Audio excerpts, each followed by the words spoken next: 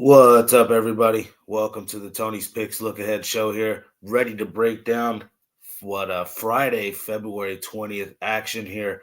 We're going to get into a lot here. Welcome. My name's Vegas Al. Ready to get into some of this action for you guys. Do me a favor, real quick. Hit the like and subscribe button before we get into this. We're going to cover some NBA, college hoops, got a little bit of tennis, got some soccer. Got a whole boatload of action here to discuss. So we're going to get into a bunch here. Yes, USA did get that done there. USA, yes. Women's hockey, that was a sketch game, man. They were massive favorites and eked it out there. They got it done. Um, did not touch the women's hockey today, I will admit. But good to see USA get that done, I guess. And I forgot to tell you, we got spring training. We got MLB spring training tomorrow, guys. Do not sleep on it. I haven't seen any lines yet. Trust me, I'm sure you can get some by tomorrow when these games tip off, or you get me. Get off here these games. Of course, my team's playing tomorrow, so I will be tuning into that. And I have an unbiased pick in it. And let's start there. I'll get it out of the way. A lot of people don't care about the MLB spring training, but I do. We got Yankees, Orioles. I bet you guys weren't expecting to start here tonight. Yep, that's where we're going. Spring training here. What was the information I got here in this one? Trevor Rogers for the Orioles is expected. We know how he was last year, the lefty. I'm looking to back the Orioles at least in the first 2 to 3 innings here, expecting him to pitch maybe an inning, maybe two. Might extend him to 3. Either way, that's a huge advantage here, taking on Elmer Rodriguez, just a young kid up here getting his opportunity for the Yankees. Don't get me wrong.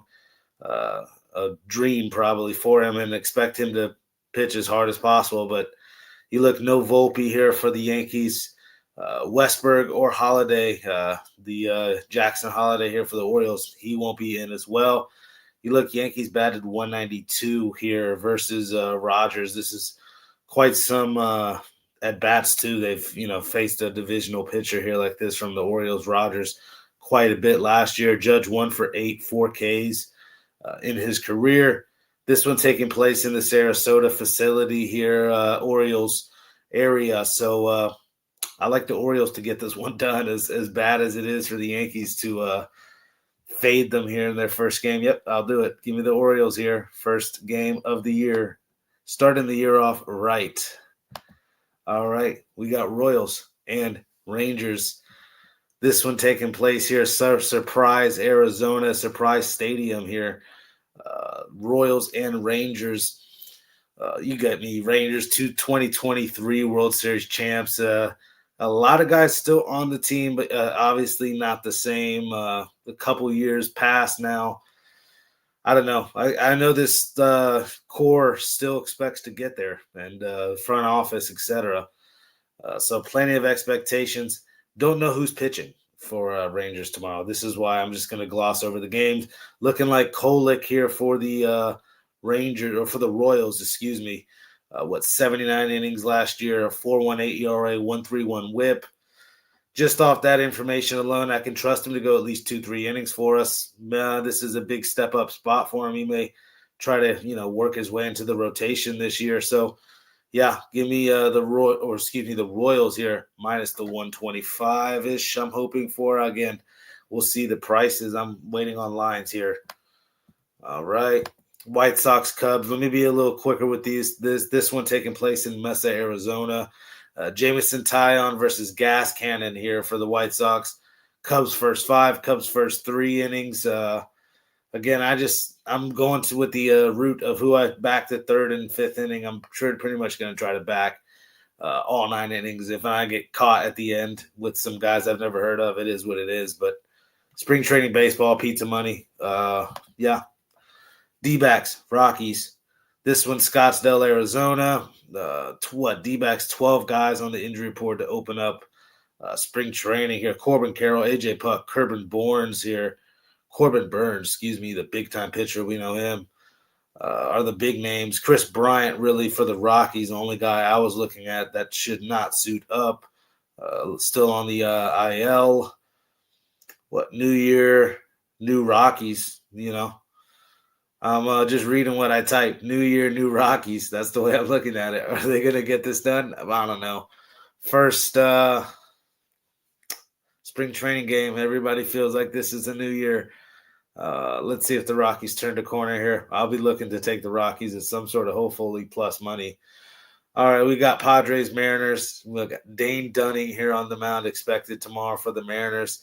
Known him from his time with the Rangers and the goggles that he wears. Logan Gillespie, a young kid here, 28 years old, 45 career innings pitched, going for the Padres. I'm going to take the young kid here. The young kid who's trying to, 28 years old. At this time is when these guys start breaking into the majors, especially if they've played some college ball. Sometimes it takes 3-4 years, even in the minors, after college ball. But the kid's getting a shot here in spring training. I think he makes the best of it. I'll be back in the Padres here in this one. All right. I didn't even get to the banner. My bad, guys. Padres there. All right, let me see what the chat has to say real quick. 1 second. Good to see Richard Lockhart in here. He said Cash, Hornets under, Bulls under, Cavs under. Jesus, those unders went crazy. Boston was a nice play, absolutely. Even with the line moved, weren't worried about it. Like to see it. Good to see you in here, Richard. All right. What do we got here? We got Cavs and Hornets. We're going to get right into the NBA action. Enough of the MLB spring training nonsense. I burned, 5-6 minutes. Forgive me, guys. We got Cavs, Hornets. Both teams here on the back-to-back spot. We saw those Hornets sneak that plus 4.5 cover. They were in that game too. I don't know anybody that watched that one, but playoff teams, potentially, especially the Hornets here now, all of a sudden making this run. I think they're still a little bit hungrier team off of back-to-back. We saw what the Cavs did tonight, but I don't know. Every game between these two teams this year has been decided by 8 points or less. 2-1 here. The Cavs won the first or 2 out of the 3 games they've played this year. We got 5.5 the Cavs are having to lay. I can see the Hornets keeping it within that, if I'm being honest, and at home, rally around it. Not going to lie, I don't like the pieces that they're missing from the suspensions, but they rallied tonight with it, so I think they could do the same. But, the Cavs front court is a little bit better than the Rockets, especially right now, current form. So that's, maybe a prop galore with the big men from the Cavs if we want to get on the other side, kind of cover our ass, so to speak, here. But I'm looking Hornets, though. I think this young squad, just different. I'm just going to back them from probably the rest of the season until they tell me otherwise. Give me Jazz, Grizzlies in this next one. We got Grizzlies to -2.5, total 238.5. Injury report here in this one. Yusuf Nurkic, Keontae George, Jaren Jackson obviously has been out for the year now. Holy smokes, we got almost 10 guys I'm seeing on the injury report. Brandon Clark, Scottie Pippen, Cedric Howard, Santi Aldama, Ty Jerome, Caldwell Pope's out for the year, John Morant, Walter Clayton, Zach Edey. I don't know who's playing for the Grizzlies tomorrow, yet they're still favored. It's because Keontae George isn't going to be in. Who's going to step up for the Jazz? Somebody will, right? This is an interesting game here. What did I have written down here as far as the fresh 4-game losing streak, though, Grizzlies going into this All-Star break? If Jaren Jackson was in for the Jazz, we had that revenge angle. He's not in, so there goes props that I was looking at least scoring-wise. I don't know. This team, the first 2 games high scoring, both of them were way over 250 points. That's what I had written down as well. Like, I'm not really wanting to touch the over still. I could still make a case for this game to go under just with all these pieces that are going to be out for the Grizzlies. Something's telling me to not bet this game at all, forced to play. I'm looking at the Jazz here. 3-7 in their last 10 compared to 2-8. I mean, both these teams. This is a D-Gen special. Let me just be real here. I'm struggling to get to one here. Offensive rating numbers do lean to the Jazz. Second in the NBA in assist. 12th in offensive rebounds. There's some things, that you could look at the Jazz. They could find a way to get this done here. This is going to be a mixed match roster game. Enough talking about it. And enough talking about this upcoming one, too. Wizards, Pacers. This is the second game here. We saw Wizards just get it done here, 112-105. I'm going to go right back to them. What are they? Plus 1.5. Yeah, I'm not going to touch the total. I'll just stick with the Wizards, who I think are the younger team, right, who we got Siakam out, Zubac out, Nesmith out, all these guys out for the Pacers. McConnell's game time now. Alex Sarr is really the main piece that's out. All these other guys on the injury report have been pretty much out all year anyways, or unreliable. So Kaishan George, this young crew here, Trey Johnson, all these guys, cats, Bub Carrington. I'm looking to get on the Wizards to just turn it right back around. I know they're, the NBA just made this thing about tanking. I think still the Pacers are the team more likely to tank here. The disappointment of this year, I get they had no Halliburton, but I don't think they were expecting this season to fall apart quite the way it did. They, I think, will be a little bit more willing to tank, as the Wizards are a young team who, don't get me wrong, they could use another piece, a lottery piece to help this team out, but they also want to start learning how to win and play together. And yes, you'd like Sarr in, don't get me wrong. He's been a big piece of this Wizards squad this year. I'm still looking Wizards here outright. Plus 1.5 here. They get this one done, sweep those Pacers here in this 2-game set.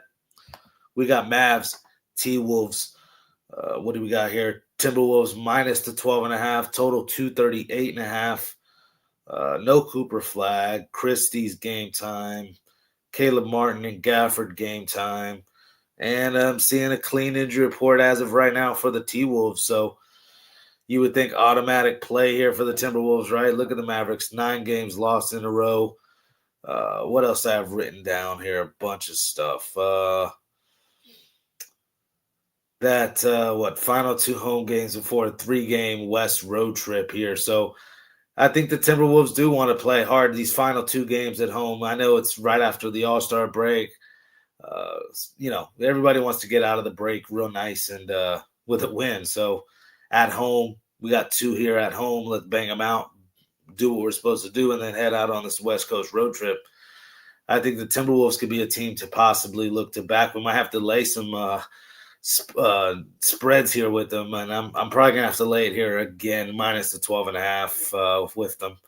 118-105 was the last meeting. I think both meetings they've won this year, and they've won them by 13 points or more. So one of them was a 20-plus point win. So, yeah, I'll take the T-Wolves here. It's always sketchy having to lay it there, right, with the T-Wolves, but I got to do it here in this spot. We got Heat, Hawks. Be quick here with this one. Heat took us to the shed here tonight. That was one, if I'm being honest, I gave out as the night I wake up the next day and check lineups, and I go, I don't know. I don't like the 76ers as much. So I just stayed, really, really, really light on that one. That was anyways, give it to the Hawks. They're back at home, though. Travel spot. Heat with some rest at least. Tyler Hero game time, Norman Powell, Keyshawn Johnson. We'll see if those guys play. I mean, it's ridiculous if they don't, especially a guy like Tyler Hero dealing with ribs. I don't know. Ribs injuries, just I don't consider that an injury. I'm talking a lot of smack here. It's when you're shooting a jump shot, I get it, but it's like, come on, dude, you got to tough this out. How long has it been? Kuminga's the only guy I'm seeing for the Hawks. So looking at this one here, Atlanta was a 127-115 win back on February 3rd. Last time these two teams played. Let me pull up something else I had. It's still a 1-1 series season split. In the beginning of the season, Heat won. Hawks, I think, more likely to play a little bit crazy back off this back-to-back. Already played tonight. Uh, what I'm getting at is Heat might be coming in a little sluggish, fresh off the break, first game. Timberwolves, we just talked about. That's the only concern about not covering is they come in off the break sluggish. Heat could very well come off the breaks sluggish here. Hawks have at least already played a game, got their legs loose. They'll start breaking down a couple games after this one. I think they still have these legs underneath them here. And I don't mind going to the Hawks. Again, let me get to the injury report. I jumped the gun again. No, I told you guys all the injuries. It's the spread and whatnot. 3.5? Yeah, I'll take the plus 3.5 with the Hawks. Total, no thank you. I don't want to touch it. I get it. It went over that last time. 241.5 is what I'm seeing. That's a little high for me to want to touch anything like that. No, lean to the over. If somebody wants to ask me, that's what I would be on, but I'm not probably betting it. But yeah, I like Hawks here to this might be a first half play too, if I'm being honest. The Heat need a little slap in the face, wake them up out fresh off the break because they are the probably better team. Still mixed match this roster here for the Heat, or excuse me, for the Hawks off the trade deadline moves they've made. That's what I'm going to go Hawks first half, final play. Try to get in and get out on that one. Just because I could, that's the angle of banking on Heat coming out sluggish. Especially with Hero, all these question marks, game time decision wise. These guys even want to play, man. Come on. Give me Bucks, Pelicans in this one. We got the Bucks plus the 3.5. Seems sketch to me. It's like, are they going to make them a dog again? Excuse me. Hold up.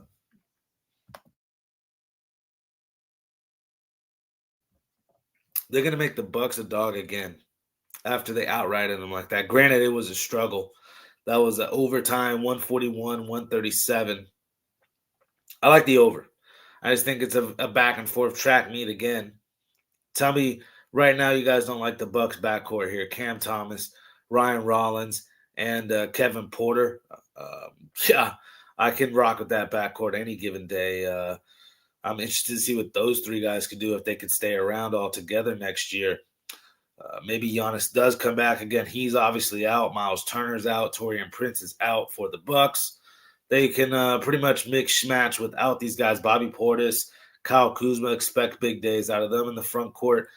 Not the greatest of defensive players here, front court wise. They're missing Miles Turner. That plays into my over. Giannis not being on the court plays into my over. Yves Messi here, the center for the Pelicans, plays into my over. The lanes should be wide open. It should just be you could drive 18-wheelers through the lane in this game. And then also plenty of threes will be jacked up. Don't sleep on this Bucks team. Top 5 in the NBA in shooting a three attempt-wise. And second in the NBA in three-point field goal percentage? 39.2% from three is the Milwaukee Bucks. I get it. It's been an ugly start, and it's really easy to hate on Doc Rivers, right, in this Bucks squad. Suddenly, you look, and there are just a couple games out of the play-in. It's, maybe not over quite yet for the Bucks is what I'm trying to get at here. Bucks plus a 3.5, and I like the over in this one. We got Nets and Thunder. What do we got here? 16.5, total 211.5. Shea's out. Jalen Williams is out. AJ Mitchell is out. Where are they going to get they said, okay, we're just going to take our top 3 scorers out and let them rest. That's what it looks like. Let's just call it what it is. We just need to give them an extended rest. We're comfortable in our little one spot. If that's not what that is, I don't know what else you guys can interpret that. These 3 guys sitting out. So, yeah, Claxton, only guy I'm seeing for the Nets. What do we got here? Thunder, 3rd in points per game. I mean, just look at all these stats here. 2nd in free throws in the NBA. Top 5 in steals. Top 2 in turnover ratio. true shooting percentage, first in defensive rating. Everybody would just, think this could be an auto play for the Thunder. I don't know. This might be public dog still, but I have to take the dog. Let me just be real here. It might be public dog because people might see, three top scorers out for the Thunder. Who's going to kill us from the? Is it going to be an Isaiah Joe or Caruso or one of these guys are going to kill us here for the Thunder? But is Michael Porter Jr. and this young group of guys still? Let me read some of these names here. Claxton's game time, but I like Clowney as well. Denman, Zaire Williams, Danny Wolf, Man, I don't believe is Man. There's just multiple Terrence Manns or Trey Manns, excuse me. But Powell, there's so many names here that they could, I could trust some of these guys here, especially the three top guys. I'll keep reiterating that. So that take about 35 to 40 points away. Let's say they were going to score 120. I don't know about 35 points. I would say about 15 to 20 points away from what they normally could score night in, night out. If they were scoring 125 that night, it'd be 110, 108. That's how much those three guys are going to mean to them. The guys replacing them aren't going to be able to completely replace those numbers, in my opinion. So I'm looking Nets way. You're talking this game, what the total is 211. Of course they put it there. Let me put it that way. It could be first to 100. I wouldn't surprise me. Again, the defensive rating for the Thunder, they may know, hey, our top three scorers out. We got to go out there and play slow, mug these guys.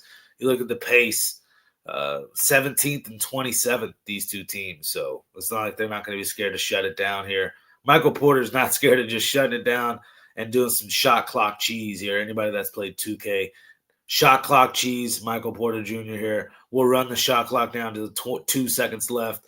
Yeah, Nets plus 16.5, and maybe I'm crazy enough to get on a money line. We got Nuggets, Trailblazers. What do we got here? 2.5. Blazers are dogs here at home. Total 238.5. Nuggets are playing as we speak. It's a tight one too. So back-to-back spot here for them. Of course, Blazers have a little rest advantage, and sitting at home here, fresh off the break. They look to be healthy. I didn't see any main guys here too much. Shaedon Sharpe and Chris Murray. 1 second. Let me get the rest of the injury report out.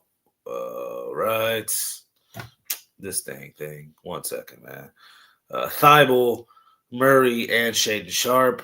But apparently Dame Lillard can only participate in shooting a three. That was just a slap in the face.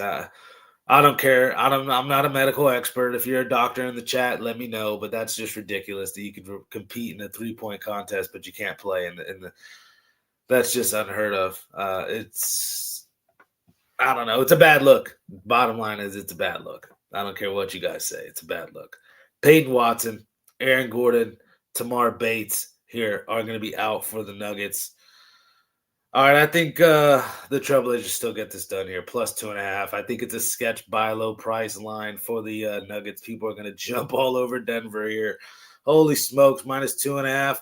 Or there's going to be the Joe Blow schmoes like me who are sharp chasing. Let's just call it what it is. I think this is a sharp chaser spot. Give me the Trailblazers.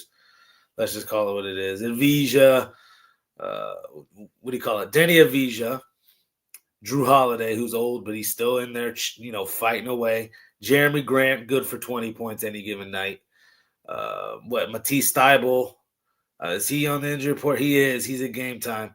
Kamara, come on, Klingon. There's pieces on this Trailblazers squad, man. I mean, I think this is a sketch line for a reason. Nuggets on a back-to-back. I can't trust Jokic, man. I can't trust Jokic. He probably barely wanted to play tonight. How many points he scored tonight? Let me check on this real quick. How many points Jokic scored tonight? Stats, Jokic, 10 points, 15 rebounds, 6 assists. So he's one of his lazy games. Not even. He's just banging on the boards, man. 6 assists still. His lazy games are when he has like 17 assists and he's just camping out on the low block. And he's like, I don't really feel like doing any post moves today. I'm going to fake and then just pass it to the perimeter. 3. I don't know. I like that Jokic sometimes too. I don't know. I'm looking to fade Jokic. Put it this way, he may go out and make me look like a fool, but give me the Blazers here. We got Clippers and Lakers. What do you call it here? Lakers minus the 6.5. Total 223.5. Clippers here. And first off, they're going tooth and nail with the Nuggets right now as we speak, a team we just talked about, obviously. So another back-to-back spot. Lakers have the rest advantage. That's cooked into the line already. They should be first game healthy with all these guys. When I see the injury report, I see nobody for the Lakers. So should be Luka, should be LeBron, should be Reeves, should be a fiesta, right? Nope. Give me the Clippers here on a back-to-back. Ugly spot. Kawhi shuts down the party here. And don't get me wrong, I love to do acquisitions of the Clippers. Let me read some of these names off here because I'm very much Mathurin, Derek Jones, Jordan Miller, Chris Dunn. What else? Guard-wise, Kobe Sanders, Bohag Bogdanovic. Those, 5-6 guys right there I just named off can account for 100 points. I'm not kidding you. Niederhauser may come off the bench and drop 10. Brook Lopez may go out for a big night right here, hit a couple threes for us. John Collins, I didn't even mention him, the second leading scorer. The guy's still putting people on posters and, a nice little secondary option, power forward. And like I said, Kawhi's going to drop 30 on us. I say on us like I'm a Laker fan. I don't give a crap about the Lakers. Clippers plus the 6.5 in this one. I like the over, though. Let me backtrack before I get on to the next. I do like the over. Come on. You got LeBron, you got Luka, you got AR on the court. And then, like I said, everything I just named from the Clippers side, and we got a 223.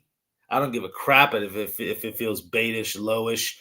I think we have a fun game. Again, I've been saying they're going to have some tight contested games out the All-Star break. Keep us tuned in. That did happen. So a lot of entertaining games tonight. Even this one with Nuggets and Clippers tonight here. So again, Clippers Lakers. I think that one comes down to the final bucket, and it could go to overtime. Give me the over and the Clippers in that one. Again, before I get into college basketball, let me check out the chats. Not much. We just got Sonny here. He says, "How Jokic going to score 86 in the last 2 games and get 10 tonight?" Yep. It's Luka. Luka's same type of crap he'll do. These guys. I don't get how you can go from 40. I don't get how you can go from 40 points, and then 8 points. And I understand 40 points, and then you get 21 or 27 or something. Okay, I get it. But to go from 40 to 8, just shit like that is just, that's super frustrating. That's the prop game, so don't sweat it. Don't sweat it. I actually think I have a couple props here. There was somebody I had NBA. Let me go back and check my notes because there was somebody I had NBA that I wanted you guys to take for single digits.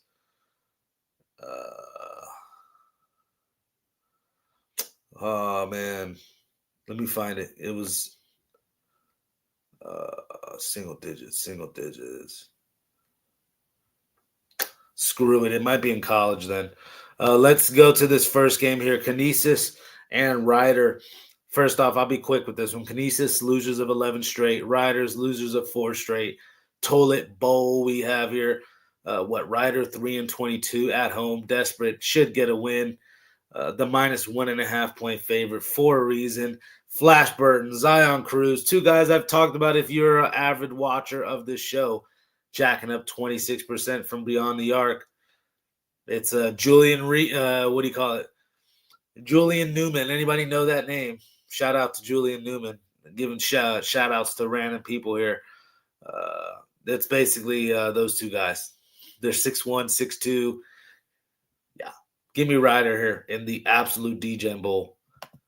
We got Green Bay, Oakland.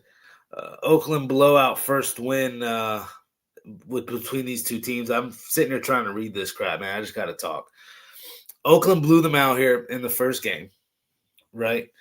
It was what, 88-63. Gottlieb is not going to coach in this one. We saw what happened. He got suspended for the talks about the referee. This battle really is for first place in the horizon. I mean, 2.5 games, 2 games back. Both of these teams are there. You could say this could be for first place eventually. Like what I'm saying is they're right there. Oakland 6-3 at home this year. Green Bay 5-8 on the road. Oakland on a 3-game losing streak, though. It's like this has to be a get right spot. Then this is the team that they see Green Bay on the schedule. They go, "Yep, we're going to kick their ass." -6.5? I'll sign up for that. Yep, give me Oakland here in this one. Just everything with no Gottlieb on the sideline is a big deal to me, especially after the second half. So, like, they may have a great pregame script, like first half script. Everything may go, pretty well, but those second half adjustments where it's all on the assistants now. We were joking about this, maybe a FaceTime or two from Gottlieb there at halftime. I don't know if that's loud, but that's what they're having to deal with here. Give me, Oakland here minus the points. I believe it was 6.5 when I got it. 6.5, still it is. So there we go in that one. Next game up here, we got VCU and St. Louis. What do you got? St. Louis 7.5-point dogs. I got VCU here at plus 8.5. So again, do your line shopping. It could have already moved. I'm just looking at the fact it was a 9-point win for St. Louis last time out. I get it. Now they're at home. I just think fresh off that upset there to Rhode Island, VCU playing very well. 10 wins in a row. It seems like this is a spot in which it's first off. No, that wasn't the. I was saying they've won 10 games in a row. The last game they lost, I thought, was St. Louis. It wasn't. It was George Mason. But they lost right before that to St. Louis. So they've essentially been on a 10-2 run here their last 12 games. We can even name it, 13 or 11-2, 12-2, 13-2, 14-2, 15-2 in their last 17 games here is VCU. So I get St. Louis is 24-2. It's nice and sexy here, but I'm not comfortable in laying this much, especially at home with them. This was the player. Holy crap. I was talking about single digits, right? You guys heard me talk about single digits. Anybody in the chat? It's Robbie Avila. Look, 4 out of his last 7 games, he scored single digits. When you look about how he played against VCU in the first meeting, 8 points, 2 rebounds, and he played 25 minutes in that game. Got a little bit of foul trouble, but still, single digits again there for Robbie Avila. He's the heart and soul of this St. Louis squad, right? Leading scorer, whole 9 yards. He goes single digits. Give me VCU here. Again, that's a prop bonus galore if you want to do that one. So again, under Robbie Avila's points, that's possible. And then VCU here, money line plus 8.5 in that one. All right, we got Princeton and Brown. Brown here, the 1.5-point favorite. I think rightly so, even after losing to Princeton first time out there in January, 63-53. But again, Princeton, they're going to run that, Princeton set. Still, the assist ratio is actually Brown holds the advantage. I found that very, surprising. Brown actually playing the better team basketball. Interesting. But look at the turnover ratio. Again, Princeton 81st, Brown 231st. So wild team. I do think Brown can play at a faster pace and get Princeton out of that little half-court system that they like to play. You look, Princeton's top guy, this Jackson Hickey kid, 4 straight games here in which he hasn't made a 3. Again, 4 for 22 here over the last, 6 games? Yeah, he has not been shooting the 3 ball very well. 18% here. They're 1-5, of course, over this span. Another type of situation where if the best player on the team isn't performing, and it's like a big, the second option isn't able to take the game over, and it's really Kawhi and the Clippers is essentially what I'm talking about here. I like Brown because Brown's best player is going to be able to do his thing. Landon Lewis should be the best player on the court, if I'm being honest. He had a 30-piece last time out versus Dartmouth. I believe he scored, I think it was 17 there in their first matchup. Again, a big-time forward who could shoot the three a little bit as well. Landon Lewis here, Brown, and Brown minus the 1.5 will take the home team here in that one. Indiana, Purdue, and here's my scary game of the day. Boy, oh boy, I wanted Purdue minus 6. I mean, this thing's at 11, 12. This thing might be 13, 17. Minus 11 is a lot. It's a lot. It's a lot. It's a lot. Revenge angle is all we have. It's a lot. The continuity advantage maybe as well. I've talked about that already.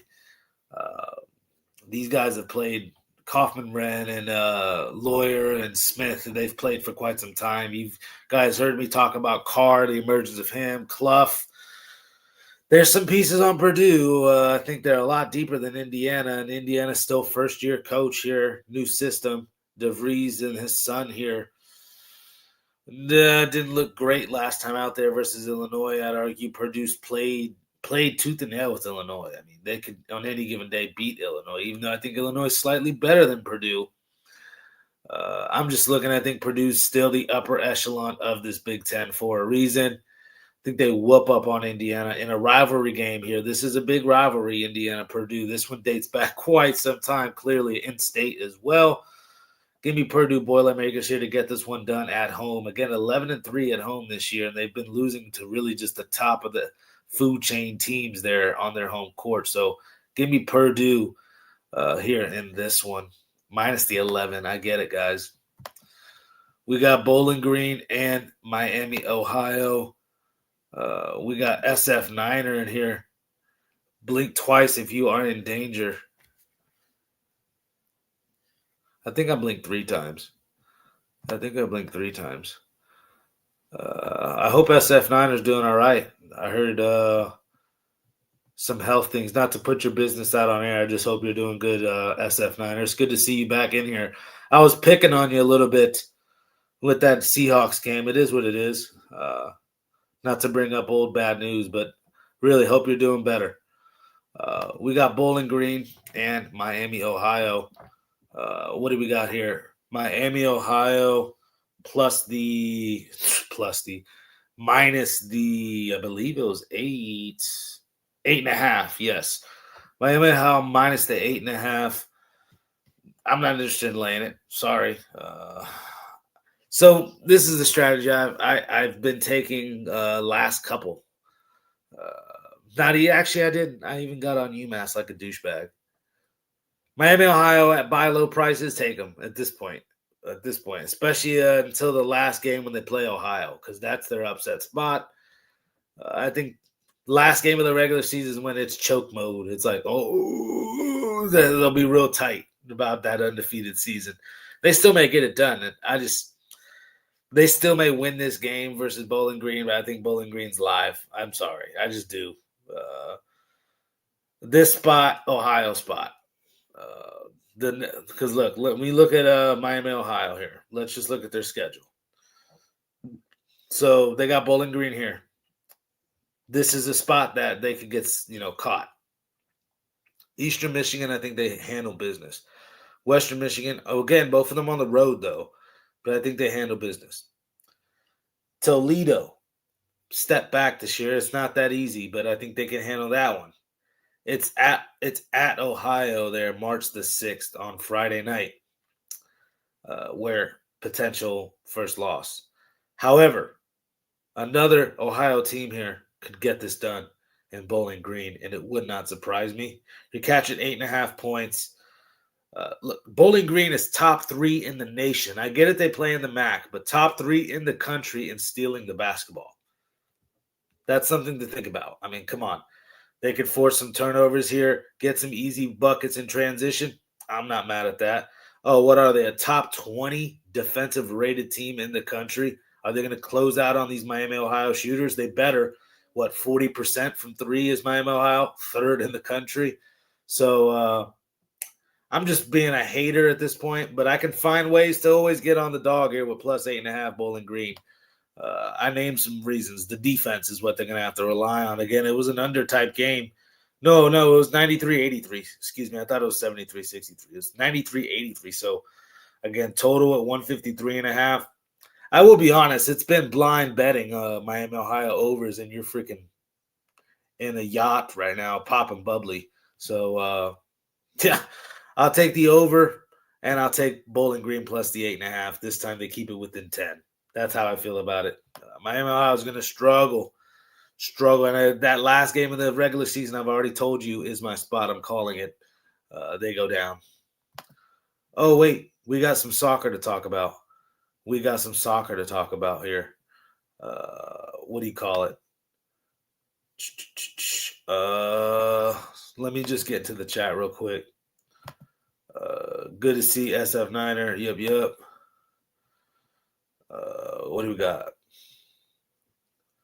Sassuolo and Verona. Let me give you the notes I have in this one. You're like, what the hell are you doing talking about this soccer? Hey, this is at the end of the show, guys. This lets you know we're near the end of the show. But you should stay tuned because I might give you a parlay here. You get me. Like and subscribe. We've made it pretty deep. We're 41 minutes in. This is just for Friday night action. Wait till tomorrow's show when we got fights. I'm going to be discussing MLB spring training again. We got MLB spring training. That took out 10 minutes probably at the beginning of the show here. I still haven't even got to Olympic hockey, and I still haven't gotten to a couple tennis matches, but I'm just going to talk about one. So let me just get into the soccer match and quit wasting time here. We got Sassuolo and Verona. Verona, just be honest, they're facing relegation. There's 13 games left in the season. They're sitting dead last. So backs are against the wall. Well, Sassuolo, not necessarily the greatest of teams either. Middle of the pack pretty much. But you look, Verona, like I said, facing the relegation. But if you look 5 straight out of the last 5 meetings versus Sassuolo, the plus 1.5 for Verona has covered. Right now, plus 0.5 is minus. It's actually even money at plus 0.5. Plus 1.5 might be juiced, obviously. But again, that's covered 4 out of the last 5 times. Plus 400 on the money line. If you actually are crazy enough to think Verona can even win this one outright and get them 3 points towards the standings, that would help them. I was saying, they're 9 points behind Lecce here for the 17th spot to avoid relegation. With 13 games left in the year, I mean, anything's possible. They're not completely out of it. Their backs are against the wall. When you're in that 20th spot and facing getting sent down to Series B, I don't know. To me, I think Verona steps up here. I'm looking to take the plus 1.5 or the plus 0.5 with Verona. They at least keep it close. Maybe they do get relegated, but I think they go out fighting here. Give me Verona in this one.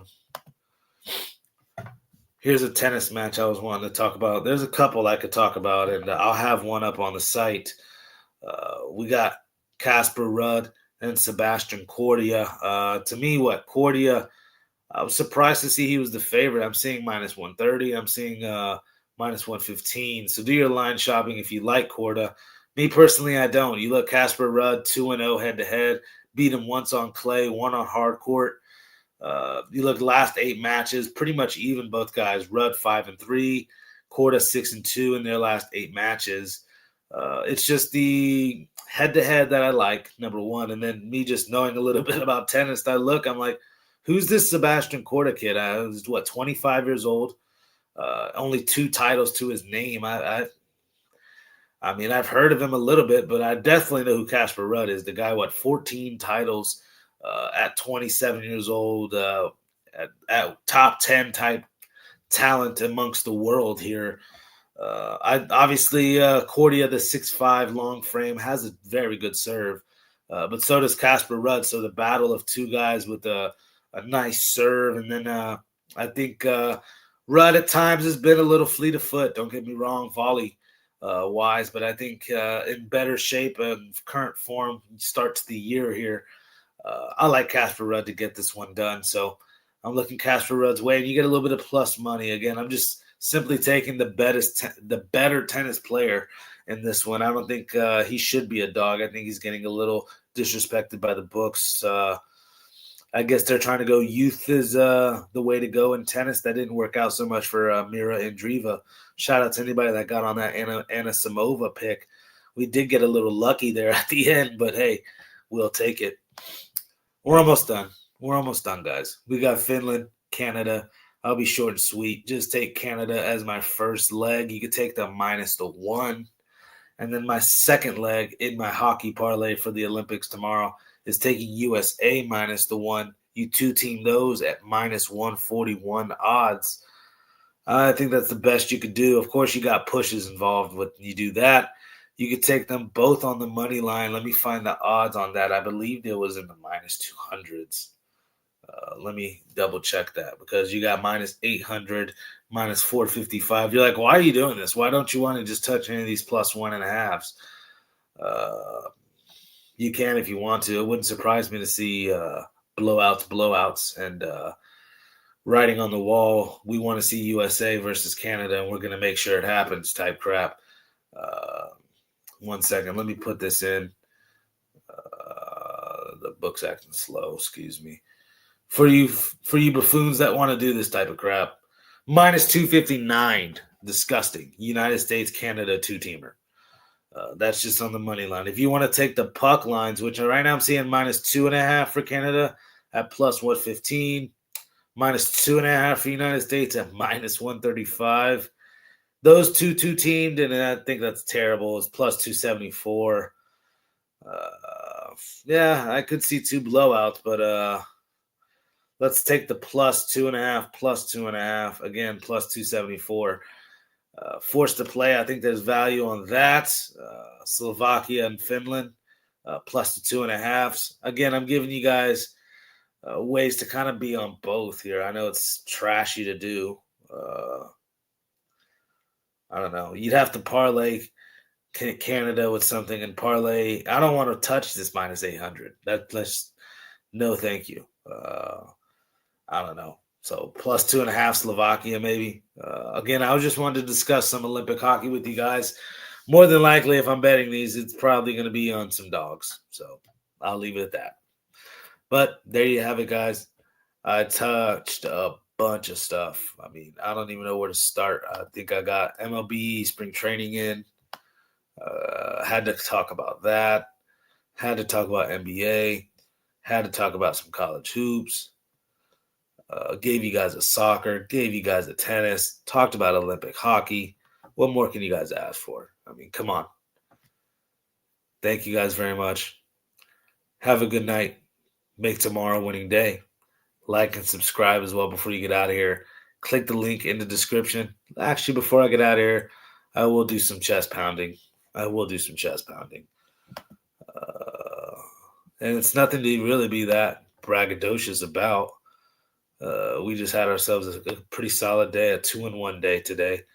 I already have some bets in, by the way. I have my Friday tennis best bet, and I have a soccer best bet. That one's in the Bundesliga, and then I do have a tennis best bet in as well. So there you go. I'll put NBA in. I have NBA in already. I'll put more NBA in, and then I'll get to college as well. I have college plays I want to put in as well. So this weekend is the weekend to get a weekend pass.